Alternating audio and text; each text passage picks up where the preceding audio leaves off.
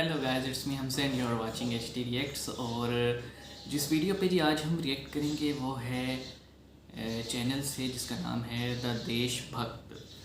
आकाश बनर्जी जो हैं वो इस चैनल पे होते हैं और बड़े ही जैसे कहते हैं ना हम एक बैलेंस्ड अप्रोच के साथ जो है ना इनकी डिस्कशन होती है पॉलिटिकल मैटर्स पे या हिस्ट्री के मैटर्स पे।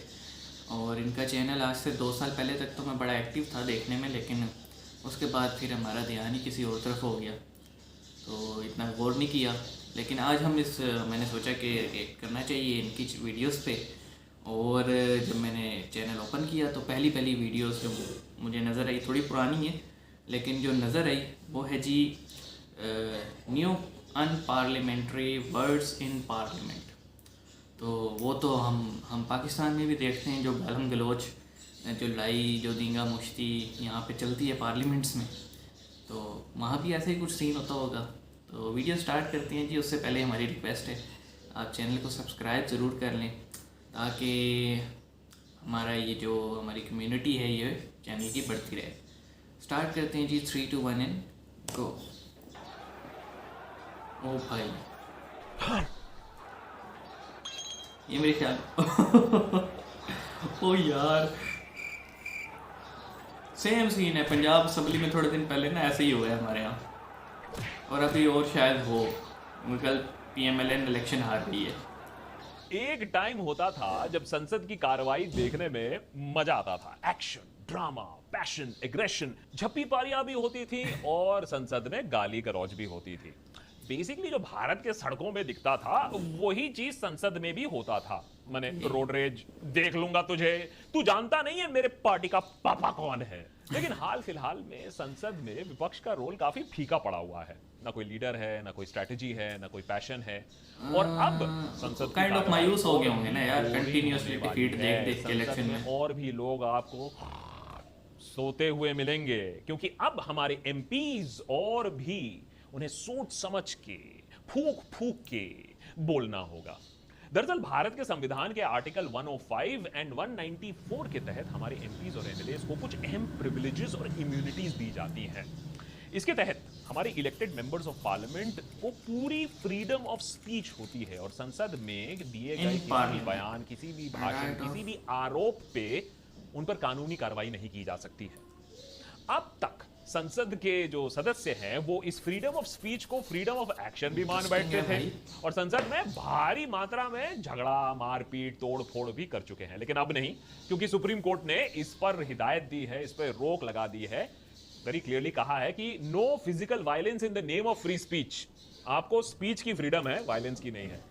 लेकिन यहां तक तो बात ठीक है, समझ में भी आती है, तो पॉजिटिव स्टेप है। लेकिन अब इस फ्रीडम ऑफ स्पीच पर भी लगता है कुछ काम किया जा रहा है जिससे आलोचना और इल्जाम लगाना कम किया जाए, सरकार को एम्बैरेस करना कम किया जाए और संसद शांति से चले, माने अनुशासन से चले। इसीलिए बाल बुद्धि, Covid spreader, ashamed, abused, betrayed, corrupt, drama, incompetent, anarchist, Shakuni, dictatorial, तानाशाह, खालिस्तानी, खून की खेती जैसे शब्द अब अभद्र डिक्लेयर कर दिए गए हैं, अनपार्लियामेंट्री बना दिए गए हैं। Muslims today are denied houses on rent, accused of being spreaders of COVID in India. अरे महुआ जी, अभी तो मैंने आपको बताया ना कि कोविड स्प्रेडर शब्द इस्तेमाल आप नहीं कर सकते हो। देखिए, मुझे मालूम है इसमें आपको थोड़ी सी दिक्कत आएगी, लेकिन आपने कभी सोचा है कि यही हिदायत अगर न्यूज चैनल्स को मिल जाती है 1-2 साल पहले, उनका तो धंधा चौपट हो जाता। लेकिन आप ऐसे शब्द नहीं इस्तेमाल कर सकते हो। What is our idea of India that we are willing to stand up for, fight for, be abused for? नहीं महुआ जी, अरे बाबा रे, आपको बड़ा कंट्रोल करना बड़ा मुश्किल है। आप रिस्पेक्ट नहीं कर रही है संसद का। अब्यूज्ड शब्द आप उपयोग कर ही नहीं सकती हैं। वेयर इज योर संस्कार? हाँ, बंगाल में भूल के आ गई है क्या? गौरतलब है कि कुछ ऐसे खास शब्द भी हैं जिन्हें अनपार्लियामेंट्री बना दिया गया है, ऑल्दो एवरीडे यूजेज में वो शायद अनपार्लियामेंट्री ना हो, जैसे विनाश पुरुष, जुमला जीवी, हिपोक्रेसी शब्द और स्नूप गेट। ये एडिटर, ये स्नूप गेट क्या है? खैर छोड़ो। और जिस तरीके से आपने लोकतंत्र में छल कपट किया है। अरे अखिलेश जी, क्या कर रहे हो? अरे इलेक्शन के हार के बाद थोड़ा सा आप देख तो लीजिए, पढ़ तो लीजिए गाइडलाइन। धोखे जैसे शब्द का प्रयोग आप कर ही नहीं सकते हो। हमारी पॉलिटिकल सिस्टम में आप मुझे बताइए, किसी भी नेता ने किसी भी पार्टी ने आज तक धोखा दिया है तो हम धोखा शब्द क्यों अलाउ करें पार्लियामेंट के अंदर? अब देखो मोहम्मद मोइत्रा और अखिलेश यादव जैसे लोगों को आने वाले सेशन में बहुत दिक्कत आने वाली है, क्योंकि ऐसे बहुत और शब्द हैं, दोहरा चरित्र, निकम्मा, नौटंकी, ढिंढोरा पीटना, हाय हाय हाय हाय हाय, बहरी सरकार, गिरगिट, गूंज, अरे कहां से अनपार्लियामेंट्री है? अपमान, असत्य, अहंकार, खरीद फरोख्त, दादागिरी, दोहरा चरित्र, विश्वासघात, ये सारे के सारे संविधान आपको अनपार्लियामेंट्री ऐसे। लेकिन कभी आप कल्पना कर सकते हैं कि किसी भी पॉलिटिकल पार्टी या किसी भी नेता, उसकी आप आलोचना इन सारे शब्दों के बिना कर सकते हैं?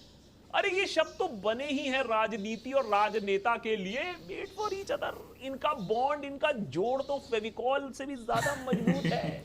इनको अगर इन शब्दों को आप पॉलिटिशियंस और पॉलिटिक्स से अलग कर दोगे तो आपको वही मिलेगा, बिन आलू का समोसा। वो कहते हैं राष्ट्रपिता महात्मा गांधी का स्वतंत्रता संग्राम ड्रामा था। संजय सिंह जी देखिए, थोड़ी तो मर्यादा रखिए। हैं? अरे आप ड्रामा जैसे शब्द का प्रयोग आप पार्लियामेंट के अंदर कैसे कर सकते हो? यहां सारे नेतागण बैठे हुए हैं, आप बोल रहे हो वो अभिनेता है। मैं कहता हूं अंग्रेजों को दलाल। संजय जी, रामलीला मैदान नहीं है ये, ट्विटर नहीं है आप जो मन में आए बोले जा रहे हो। दलाल कैसे बोल दिया? ऐसा हो सकता है, कभी सोचा भी हो सकता है कि कोई पॉलिटिशियन दलाली कर सके? ये मेरी आपसे फाइनल रिक्वेस्ट है। एक साजिश के तहत एक सुनियोजित दंगा दिल्ली के अरे दंगा बोल दिया, अरे दंगा, अरे हम फंस जाएंगे ये सब वर्ड निकालने में। अरे दंगा आज देश में होता ही नहीं, देश में होता नहीं, आप दंगा जैसे शब्द कैसे प्रयोग कर सकते हो? सस्पेंड हो जाओगे। जब 84 के दंगे हुए, एडिटर, अरे क्या कर रहा है यार, ये क्या चला दिया? ये बाइक चलाने को बोला था तुमने? समझो कर यार, आजकल ऐसे में माहौल इतना खराब है यार, तुम्हारी भी तनख्वाह बंद हो जाएगी, सोच लो। है देखिए, मैं ये कह रहा हूं, ऐसा नहीं है कि ये शब्द आप एकदम प्रयोग नहीं कर सकते हो, जैसे कि दंगा फॉर एग्जांपल। हाउस के जो स्पीकर हैं उनके हाथ में है ये डिसाइड करना कॉन्टेक्स्ट क्या है, बड़े संदर्भ, किस संदर्भ में वो बोला है। अब राइट्स अभी या राइट्स कभी, इट्स डिफरेंट ना। समझ रहे हो आप? और इससे पहले कि शशि थरूर ज्यादा खुश हो जाएं, इन न्यू गाइडलाइंस में अंग्रेजी शब्दकोश का तो अलग सेक्शन है। कि वो अनपार्लियामेंट्री क्यों डिक्लेयर किए जा रहे हैं। Just because you can walk in English, talk in English does not mean you can criticise in English. तो अब आने वाले मॉनसून सेशन में sexual harassment, bloodshed, bloody, betrayed, ashamed, cheated, childless, corrupt, coward, criminal, crocodile tears, disgrace, donkey, eyewash, fudge, hooliganism, hypocrisy, incompetent, mislead, lie, untrue, इसके बगैर सियासत कैसे होगी? शब्द भी अनपार्लियामेंट्री माने जाएंगे। ये सारे शब्दों को डिलीट कर दिया जाएगा। अगर आपने बोला और ज्यादा किया तो समझ लीजिए आपका पर भी एक्शन हो सकता है। लेकिन लाई और मिसलीड ये अनपार्लियामेंट्री कैसे हो सकते हैं भाई? अगर हम करें तो करें क्या, बोले तो बोले क्या? तो शशि थरूर जी क्या कहते हैं आप इन नए गाइडलाइंस के बारे में? अरे अनपार्लियामेंट्री वर्ड इस्तेमाल नहीं कर सकते आप। कैसे इस्तेमाल कर सकते हो आप? ये तो बहुत सेंसिटिव शब्द है आज के डेट में। है कुछ नया निकालिए ना अपनी बुद्धि से। मंद बुद्धि अलाउड नहीं है, एडिटर नोट करो, मंद बुद्धि अलाउड नहीं है, बुद्धि शब्द अभी भी अलाउड है। तो शशि थरूर जी लाइए ना कुछ नया शब्द जो अभी तक सेंसर नहीं है, जो अभी तक हटाया नहीं गया है। Floccinaucinihilipilification, pneumonoultramicroscopicsilicovolcanoconiosis, कुछ अलग लाइए अपने शब्दकोश से। We were all born in political families and I am not ashamed to be born in a political family. Supriya जी, जब लाई और मिसलीड अनपार्लियामेंट्री शब्द है तो आपको कैसे लगा कि अशेम्ड पार्लियामेंट्री शब्द होगा? हैं? चलिए डिलीट करिए अपने शब्द यहां से। आज हमें पाकिस्तानी कहते हैं, खालिस्तानी कहते हैं। फारूक अब्दुल्ला जी, आप तो बैठ ही जाओ। खालिस्तानी, अरे बाबा रे, ऐसे में इतना कंट्रोवर्शियल चल रहा है। आपको कैसे लगा खालिस्तानी शब्द यहां बोल सकते हो आप? बैठिए आप। GST could also be interpreted as Girgit Samjhota Tax. Mister Derek O'Brien, गिरगिट, और वो भी जीएसटी के संदर्भ में। कॉन्टेक्स्ट भी गलत है, शब्द भी गलत है, अनपार्लियामेंट्री लैंग्वेज। अपने क्विज बुक में भी डाल लीजिए इसको, याद रखिएगा ये आप। खड़गे जी दुनिया जानती है, खून से खेती सिर्फ कांग्रेस ही कर सकती है। देखिए तोमर जी, खेती, खेत, फार्मर से तो वैसे भी सरकार में प्रॉब्लम है। उसके ऊपर आप खून शब्द इस्तेमाल करो ना, डिलीट ना, बिल्कुल delete. very fantastic political weapon is called the Jumla strike. आइए आइए राहुल जी, जुमला शब्द ना ना ना ना ना, जुमला शब्द आप प्रयोग नहीं कर सकते। I know you like it very much, लेकिन नहीं इस्तेमाल कर सकते हो। अगर विदेश से वापस आ गए हैं तो पढ़ लीजिए, नए गाइडलाइंस हैं। हाँ, चौकीदार शब्द इस्तेमाल अभी भी कर सकते हैं, वो अलाउड है। हाँ, लेकिन लेकिन लेकिन लेकिन गद्दार, काला दिन, काला बाजारी, दलाली, चमचागिरी और चेलाज जैसे शब्द भी अब अनपार्लियामेंट्री हैं। तो ये किया तो गया है पार्लियामेंट की बरकरार रखने के लिए, जिससे गाली गलौज कम हो, काम ज्यादा हो, और ना ही इसे पहली बार किया जा रहा है। लेकिन जब आप बेसिक शब्दों को संसद के शब्दकोश से ही हटा दोगे तो आलोचना और वाद विवाद कैसे होगा, कितने खुले तरीके से होगा, कितने निष्पक्ष तरीके से होगा, ये सोचने वाली बात है। आशा करते हैं कि आने वाले दिनों में संसद की स्पीचेस कुछ ऐसी ना हो जाएं। नमस्कार, आप सबके बीच में यहाँ उपस्थित होकर बहुत अच्छा लग रहा है। पार्टी हाईकमांड को मैं धन्यवाद देना चाहूँगा कि ये अवसर मुझे दिया गया है। कैंटीन में, पार्लियामेंट की कैंटीन में खाना बहुत अच्छा है और सब कुछ अच्छा है, सब औसम है, सब चंगा सी है। जो चीज़ अभी चंगा नहीं है वो अमृतकाल में चंगा हो जाएगा। धन्यवाद। नेता टाइप आधा काम मत करो, सब्सक्राइब के साथ साथ बेल आइकॉन भी दबाओ। हाँ जी, तो दोस्तों देखें कितने अच्छे तरह से उन्होंने अपना पॉइंट भी रखा है बनर्जी साहब ने, और हर तरह से चीज़ों को क्लैरिफाई भी की है। हमें इस तरह के लोगों की ना आज की सोसाइटी में बहुत ज़्यादा ज़रूरत है कि बग़ैर कोई गाली दिए, बग़ैर अपना वॉल्यूम अप किए, अपना पॉइंट भी रख दिया, अपनी बात भी कर दी, और मेरा ख्याल है कि देखने वालों में से अक्सरियत को समझ भी आ गई होगी। ये तो थी इंडिया की बात। पाकिस्तान में भी आजकल बहुत माहौल जो है ना हद से ज़्यादा टेंस होता जा रहा है।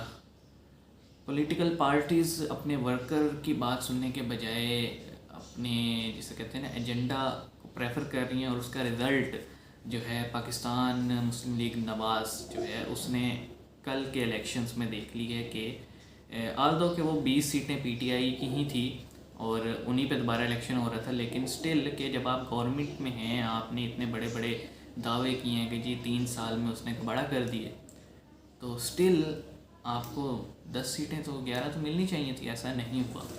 और मुश्किल से 4 सीटें मिली हैं, 16 सीटें जो हैं 15 सीटें वो पीटीआई को मिल गई। तो अलार्मिंग सिचुएशन होने वाली है आने वाले दिनों में, और मुझे पक्का यकीन है कि इंडियन मीडिया को बहुत सारा कंटेंट मिलेगा पाकिस्तान से, पाकिस्तान की पॉलिटिक्स से, पाकिस्तान की इकोनॉमी से, क्योंकि अब पंजाब तो अपोजिशन कोalition जो था उसके हाथ से निकल गया, पीटीआई दोबारा आएगी।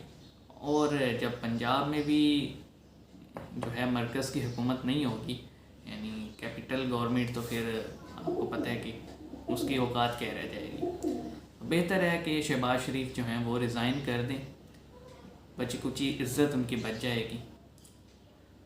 और देखें जी, पार्लियामेंट का हिस्सा होता है इस तरह के वर्ड्स यूज़ करना, लेकिन अब पता नहीं वो कैसे बेचारे घंटा घंटा डिबेट कैसे करेंगे वहाँ के पॉलिटिशियंस। मज़ा आया जी बहरहाल देख के, अच्छा लगा कि एक ऐसा वे भी है जिसके थ्रू आप अपना पॉइंट रख सकते हैं।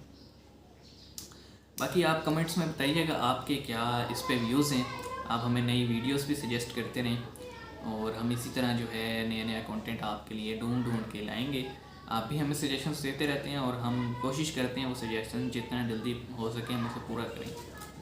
और चैनल को सब्सक्राइब ज़रूर करें जी, आपकी सब्सक्रिप्शंस से ही आगे काम चल रहा है। तो नेक्स्ट वीडियो में मुलाकात करते हैं जी, अपना ख्याल रखिएगा, अपने आसपास के लोगों का ख्याल रखिएगा। See you guys in the next video.